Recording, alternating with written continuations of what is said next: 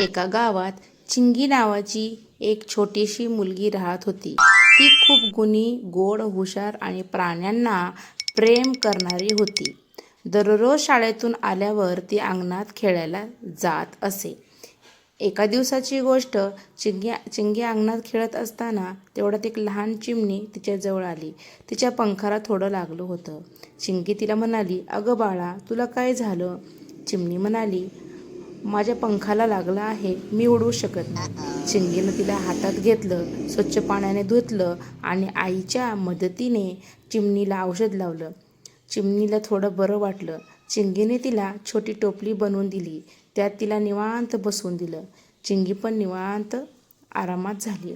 2 दिवसांनी चिमणी पूर्ण बरी झाली. ती उडायला लागली. ती चिंगीकडे पाहून म्हणाली, "धन्यवाद चिंगी, तू माझी खूप मदत केलीस."